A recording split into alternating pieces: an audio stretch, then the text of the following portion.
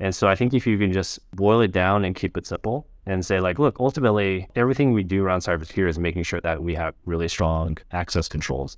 Like that is a huge, like simplifying way to communicate the value of what, we all spend many hours of the day thinking about. And it maps to every major breach that's happened over the last 4 or 5 years. Hackers today aren't breaking in, they're logging in. That makes controlling and managing access more important than ever. In this episode, Tony Huie breaks down why securing access is at the core of modern cybersecurity. Tony is CEO and co-founder at Twingate, a modern provider of zero-trust network access solutions. He sets the record straight on that buzzword you've been seeing everywhere, zero trust, and dives into security's usability problem. So buckle up, folks. We're in for a ride. All aboard. I'm your host, Alex Bovey, CEO and co-founder of Conductor One.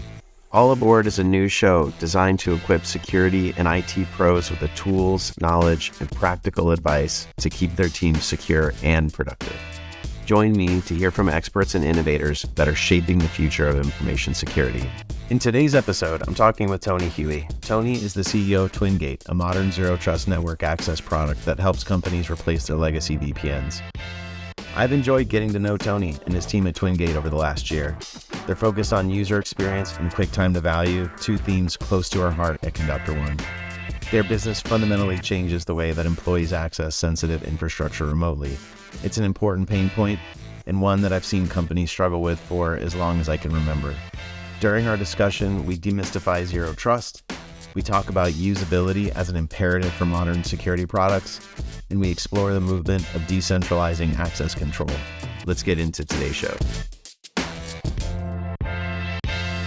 All right, well, Tony, thanks for joining me. Appreciate it. Looking forward to talking all things security with you. Well, excited to have the chat. Yeah, for sure. So a couple questions to start with. I'd love to understand, how does Twingate fit into the zero trust ecosystem? Zero trust, what a dirty word you just used, Alex. So the way to think about Twingate is we view a pretty connecting role in making zero trust possible, where we start with the network, and the idea is we help you tie together notions around identity, device security, device management, and your network, so that you can enforce zero trust concepts like least privilege access, identity-based access, etc. Yeah, makes a lot of sense. And if I understand it correctly, Twingate, you're in the zero trust network access market space. When you think about your buyers and the personas that use Twingate and really love your solution, what differentiates them, or what are they looking for that's a little bit different maybe than some of the other zero trust network access providers? Yeah, so we work with a lot of modern companies, and what's interesting about these companies is you think about them as they're basically either cloud native, they were built in the cloud, or they are aggressively moving to the cloud, right? And one of the interesting dynamics that creates is the notion of what an internal network is vastly different than a traditional company, right? So you don't think about your corp network as that network that was tied to your physical office. Your internal network is really like your distributed VPCs in lots of different cloud environments, et cetera. And so all of the considerations around how you deploy, how you manage, how you administer are very different, right? So, our customers are very developer centric, so they'll take advantage of using our API for programmatic deployments. They use our Terraform provider for ongoing management. And it's just like a totally different point of view that they end up taking. And it's fascinating to observe, because there are so many advantages to having this kind of programmatic approach to managing zero trust, because it makes it much more tractable for a company to get their arms around.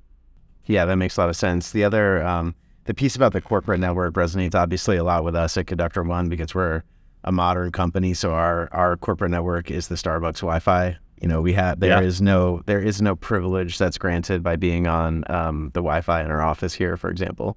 Maybe you could talk a little bit more about that persona, that modern security and DevOps persona, and what is it in particular that they really look for when they're looking for solutions, in your experience, particularly as it relates to Twingate? Yeah. So I think what's fascinating about this kind of generation of practitioners is that they're kind of growing up in a world where technology is so much more of a integrated part of how like just work gets done in general. And so because of that, I think there's a much tighter relationship between technology decisions and your kind of like business productivity concerns that like a line of business buyer might have, right? And so because of that, I think there's this really interesting trend we're seeing where, companies are, yes, looking for certain requirements for IT and security specifically, right? Does it do X? Does it do Y? But then, as much of the evaluation these days are like, hey, how can I get my business teams to actually use the product? How do I make it palatable for resistant populations to actually like buy into this program we're trying to push? And so things like usability are a much bigger concern. And I think it's actually just great for the industry to have this kind of pressure on the ecosystems to make these products actually like usable, and you eliminate shelfware as a notion in security. And so, we see a lot of that, and I think it's great. I think it's great for the industry. Yeah, I absolutely love it. So you're telling me user experience matters in business software again? Yeah. It's crazy. I mean, I was at Dropbox back in like the early 2010s, and at the time, there's this notion of like consumerization of IT, and it was basically a euphemism for, hey, software doesn't suck that you actually want to use. And it's, taken 10, 15 years for that to play out, but I think it's finally coming to, security, which is I think a great thing, because, just with the rising prominence of cybersecurity attacks and breaches and things like that, I think everyone's just, the base level awareness of security is much higher. And so it's just kind of culminating on, I think, all these trends playing together. And I think it's gonna be exciting, like, coming decade for how this whole category plays out. I love it too. I personally am really inspired by the fact that user experience matters again, particularly as it relates to business software.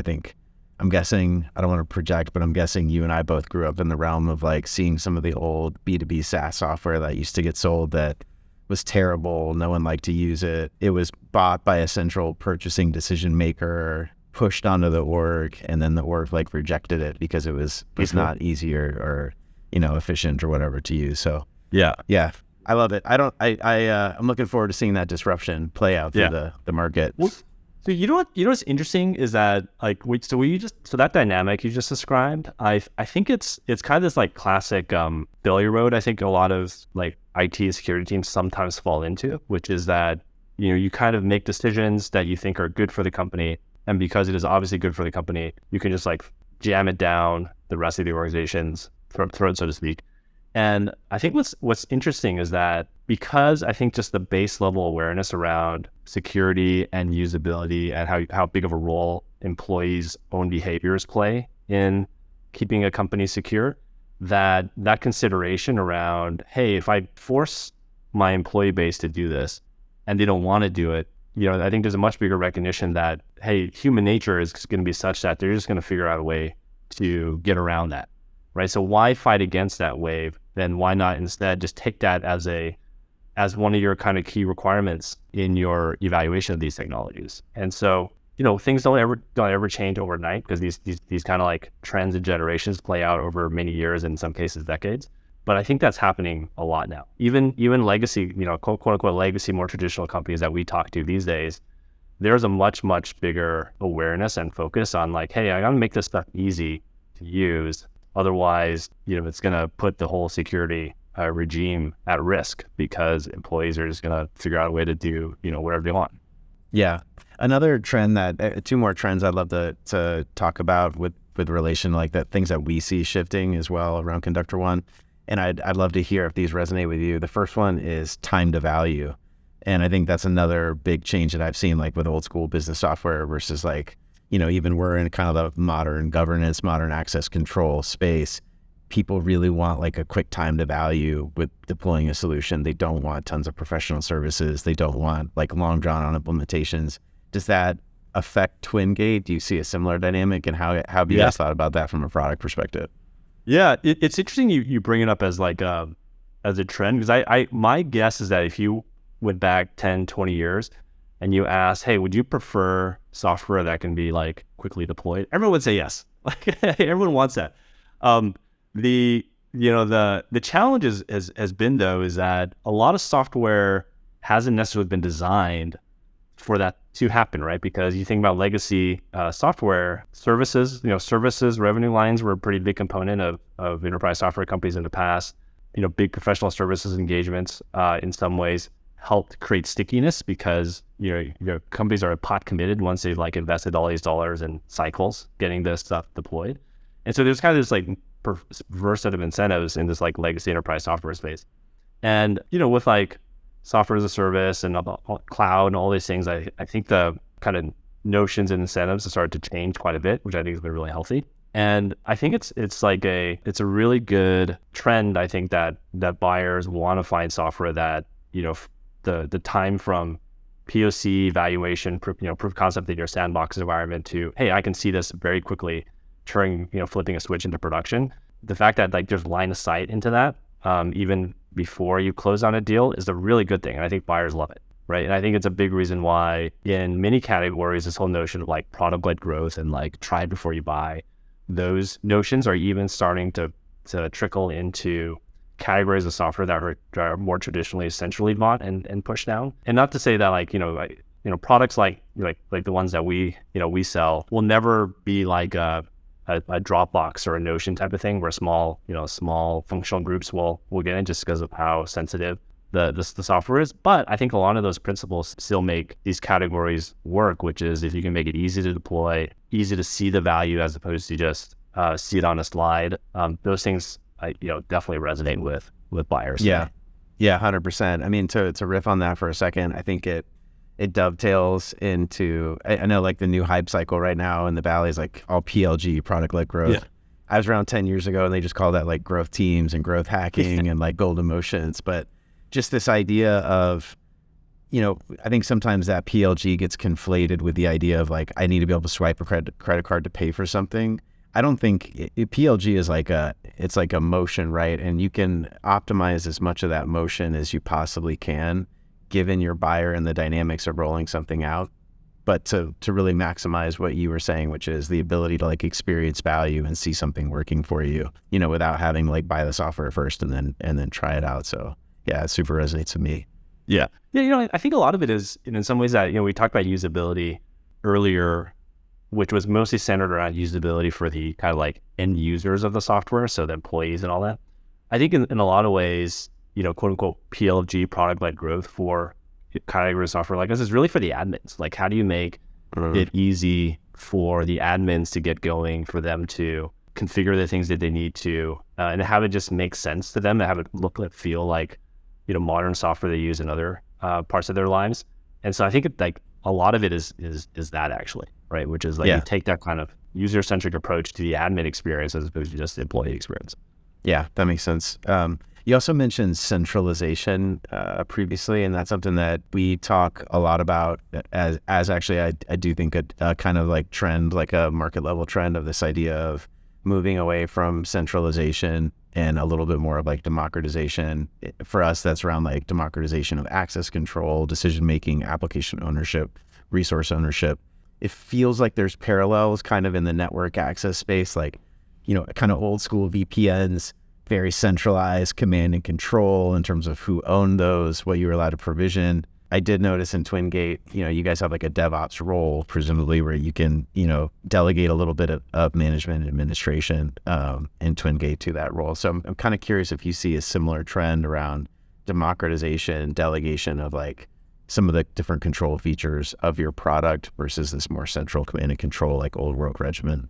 Yeah, it's a really interesting point. So you mentioned the word zero trust at the beginning, and I kind of like, laughed at it a little bit, but like one of the aspects of zero trust that I think is underappreciated is that the whole notion of zero trust is that how do you move away from like broad-based access to much more like granular, right? Like that's one of the core tenets of a zero trust program. And one of the underappreciated challenges of moving to that model is that all of a sudden you now have to have orders of magnitude more permissions that you have to be able to manage, right? So as opposed to giving access, so in our case, access to an entire, CIDR block or entire, DNS zone or something like that, you're now put in this position where you could be much more granular. You could say specific IPs, specific addresses. And so you just think about the number of kind of edges you can think about that you have to actually go manage. It's a lot. It's pretty insane. And so I bring that up mostly because that pressure makes it impossible for a IT team sitting centrally without knowledge of the rest of the business to even make those decisions. Right. So I think this kind of decentralization, democratization around access control, I think is actually a natural second order effect of even moving to this kind of whole notion of like zero trust. And so I think products have to adapt to that, right? Like products have to actually go think about how do you enable other parts of the business to participate in the access controls. And I think it's actually really healthy because it makes it a shared responsibility as opposed to something that's just IT or security making the decisions.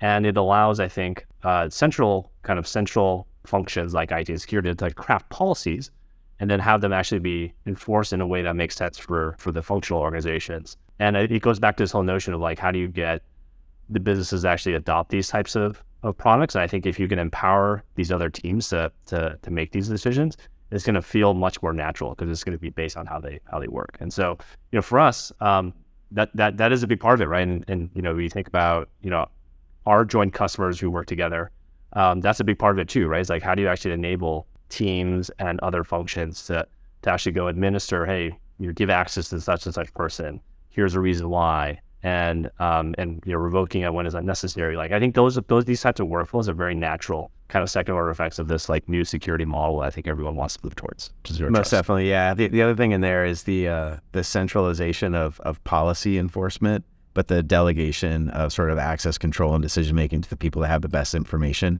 That's the tricky part, I think, to really get right as you move forward into the zero trust ecosystem.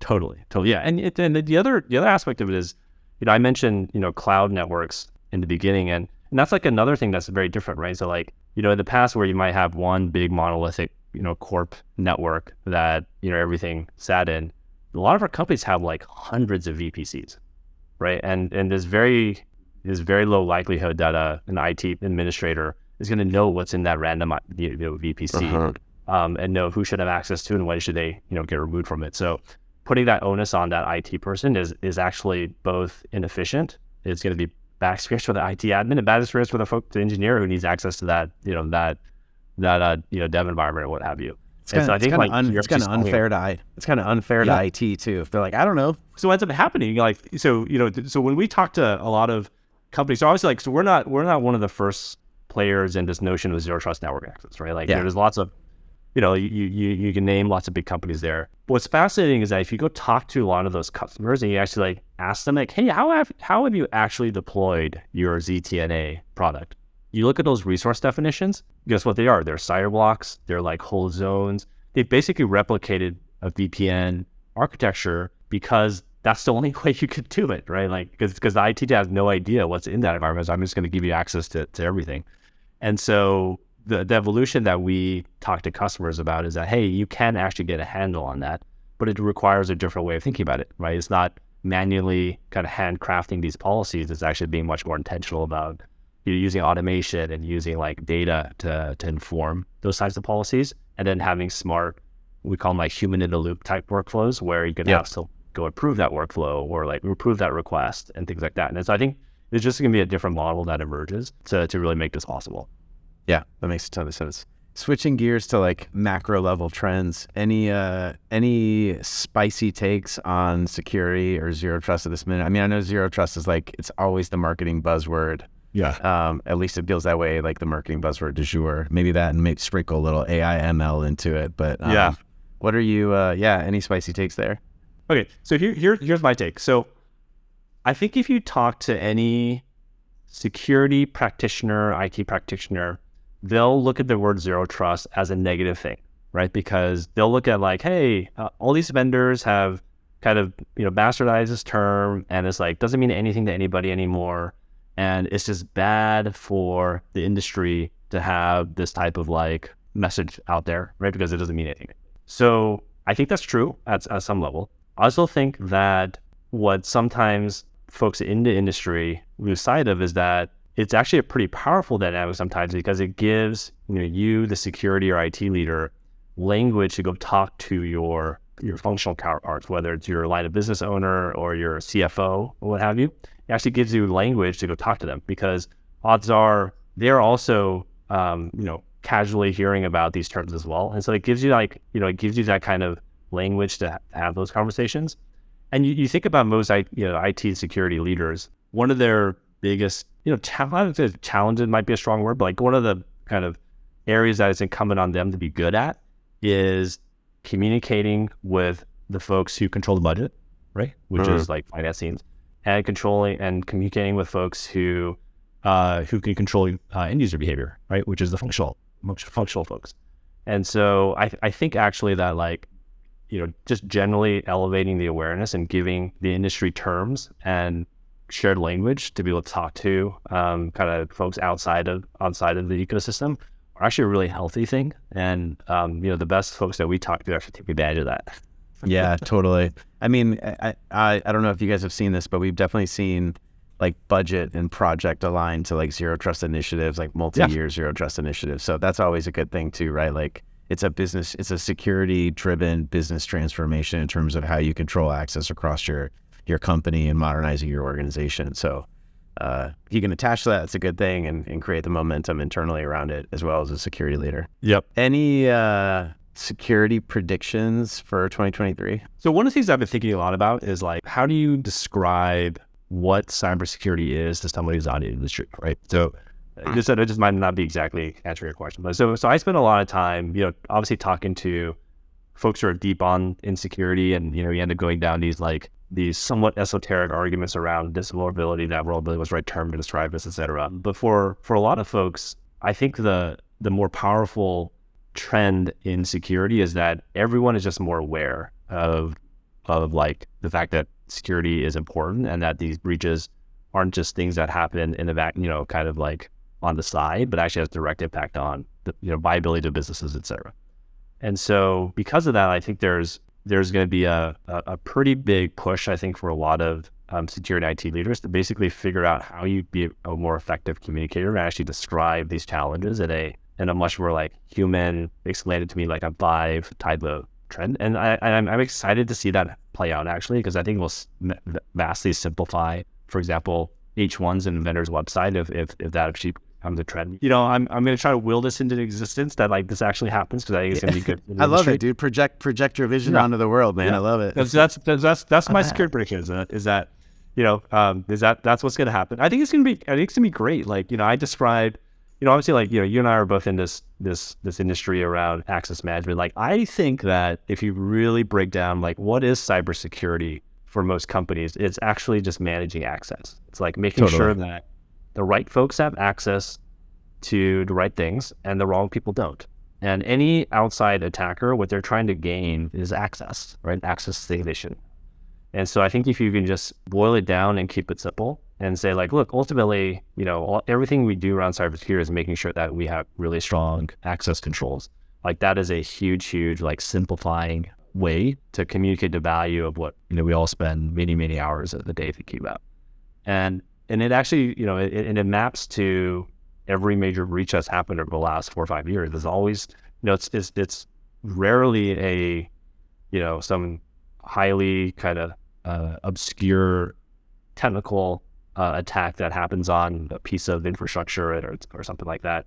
It's almost always due to access gaps, like credential stuff, getting around MFA, getting into environments that are overly permissive. Like those are literally the reasons why people get breached. And so you just think about, okay, let's just keep it simple in cybersecurity. Like we just got to make sure we have our arms around access. And just realize that we're not, we have a long way to go there, and it requires both, new mindsets, new processes, new technologies, right? All of those things come together, and I think we can get to a much better place over the coming years. Yeah, totally. We talked a little bit sometimes about like attackers don't break in, they log in. It's like not totally accurate. Sometimes you can steal a bearer token. Like there's nuance there, but conceptually, I think it's actually quite right. But it's actually like you think about how do you communicate to your CFO, your CEO, your board on why this stuff matters. It's like literally those kernels are like really, really helpful. Totally. It makes it real for everybody. Because you take like a complicated message around network segmentation and just-in-time access and all this, and kind of simplify that down to like attackers attackers log in and they get access to things they shouldn't have access to. And you got to prevent that as a company. Exactly. Well, Tony, it was great taking the time to chat with you, man. I really appreciate it. And thanks for jumping on. Good stuff. Always a pleasure, Alex. Thanks for tuning in. This episode of All Aboard is brought to you by the team at Conductor One. We'd love to hear your feedback. Send us a message at allaboard@conductor1.com. Until next time.